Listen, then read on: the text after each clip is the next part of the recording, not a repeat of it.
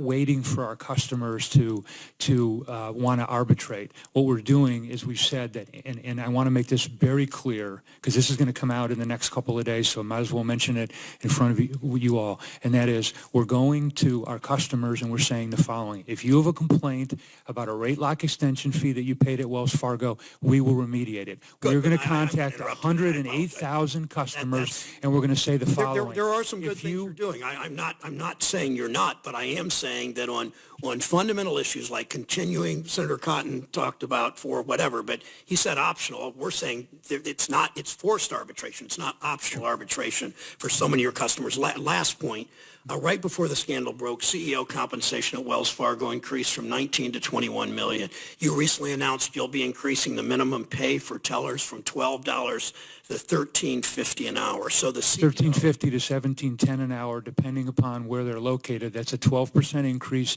and it's 80% above the federal minimum wage. So the federal minimum wage is poverty wages plus. So the CEO was overseeing a mass fraud. He gets a compensation increase from $19 to $21 million a year, and tellers get a raise, making those tellers still eligible for taxpayer subsidies to subsidize your employees, subsidies of Medicaid and food stamps and Section 8 housing, perhaps in EITC. I mean, you fight class action from employees that didn't pay overtime. It just strikes us as hypocritical to be boasting about this minor increase. It matters to them. It does matter to them. It does matter to them, Senator, and I think that's one of the reasons why... You defend wage theft. Your company's defending wage theft in court by fighting these overtime claims by your employees. Senator, I'm very proud of the fact that we raised the base pay for our lowest paid team members. I think that's one of the reasons why our attrition has gone down, because what they're saying is that we're paying them fairly. In addition to the base pay, we provide a benefits package to those team members that averages between $6,000 and $8,000. We provide other benefits to them. What we're seeing is a team member base, particularly at the lower levels, that's very happy to work at Wells Fargo. And you have my commitment to continuing to make sure that those team members are paid in an appropriate way. Senator Warren. Thank you, Mr. Chairman. Mr. Sloan, since becoming CEO, you've said that your priority is rebuilding trust with your employees. At a company-wide meeting this past March, you told your employees, and I want to quote you, Wells Fargo's mission has never been just about improving our bottom line. And then you went on to assure them that Wells Fargo's employees were the most important and valuable resource. Is that right? Yes, I say that Good. Often, Senator. So 2 months after making those comments to your employees, you held an investor day where you and your team made your pitch to Wall Street investors, and you rolled out a new financial plan. And I'd like to submit a copy of that plan for the record, if I may, Mr. Without objection. Thank you. Now, I'm sure you're familiar with this presentation, Mr. Sloan. I've also given you a copy of it, too. On pages 26 and 27 of this presentation, you say that Wells Fargo will cut $4 billion in expenses. $2 billion by the end of 2018, another $2 billion by the end of 2019. That is a huge cut, an 8% reduction in non-interest expenses over just a 2-year period. Now, here are some of the ways you describe how you're going to achieve those cuts. I'm sorry, Senator, could I just correct one thing you said? Uh-huh. So it's not over a 2-year period. It's over about a 4-year period. That's number one. Number two, what we said is that the first $2 billion that we're going to be reducing, we're going to reinvest that back into the business, so it's not going to the bottom line for our shareholders. Actually, let me just quote what you said to the investor. Sure. You said you were going to consolidating similar operations activities to provide better economies of scale. So the Center of Excellence, for example. Can I just read this, please? Sure, I'm sorry. Improving processes, including digital technology to automate manual processes, and outsourcing of certain non-differentiated capabilities. Now, that's a lot of corporate buzzwords, but consolidating, automating, and outsourcing sounds an awful lot like firing people. So, Mr. Sloan, given your statements about how much you value your employees, can you tell us today that you will not be firing any employees as part of this $4 billion cut? I cannot. Okay. And the reason for that is, Senator, we have an obligation to run Wells Fargo. That's all I need to know, because when I look at the numbers, it looks like to me you're going to end up firing tens of thousands of employees to be able to make these numbers. Compensation and benefits for employees by far are Wells Fargo's biggest expense. There's about 60% of our total That's right. expenses, and we're proud of that, by the way, because... And if we assume an 8% cut in those expenses, that means that you would fire more than 20,000 employees in the next few years. And here's the kicker for me, Mr. Sloan.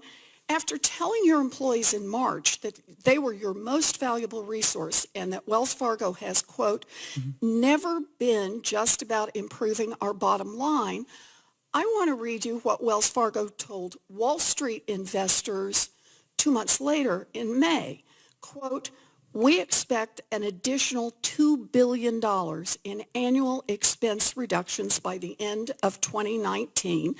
These savings are projected to go to the bottom line. That's correct. So That's what I just said. you're literally telling Wall Street you're going to fire thousands of employees. No, we didn't say that. Senator, you're using math to then... I do use math. Yeah, but you're using math inappropriately, Senator. That's not... Inappropriately? No, by you adding numbers? No, you multiplied two different numbers and you applied it to people. No, Senator, you applied it to people. I asked you, can you say you're not going to make these cuts by firing people? And you were very direct. You said, no, you can't make that promise. I have a responsibility to the 270,000 team members to make sure that the company is in existence and successful so let's year talk after about that year then. after I've year. got one more thing I'd like to read from you. And that is, it's clear that you're going to knock out a lot of employees here. And it gets worse. At the same time you're planning to fire employees, you're promising to spend $11.5 billion in the next year buying back Wells Fargo stock. You've made this public announcement. You have that much extra money. So look, if you stick to your current plan, it's clear that Wells Fargo employees making $30,000 or $40,000 a year are going to get screwed, just like they got screwed in the fake accounts scandal before. It was executives who demanded new accounts be produced at all costs, but it was 5,300 frontline employees who paid for that with their jobs. And now that the fake account scandal has tanked Wells Fargo's reputation, your way of pumping up the bottom line and keeping Wall Street investors happy is to slash costs by firing low-level employees. You know, what happens in these cases, Mr. Chairman, is in these corporate scandals, it's almost always the frontline workers who pay the price, not the executives. And the only way we're ever going to stop these scandals is to hold executives personally accountable, to fire the people who are responsible, and when they break the law, to march some of them out in handcuffs. And until we do that, these scandals are going to continue, and working people are going to continue to take the brunt of it. Thank you, Mr. Chairman. Thank you, Senator. Senator, could I respond to that? Yes, as a matter of fact, I'm going to take my last word as the last questioning period here then, and I am interested in what your answer would be to Senator Warren's statements and the assertions that she makes. Yeah, well, I couldn't disagree more with almost everything that Senator Warren said. I think it's inappropriate to take various statements out of context and multiply numbers and then apply them to people, because then what you're saying, you're scaring people, and that's inappropriate.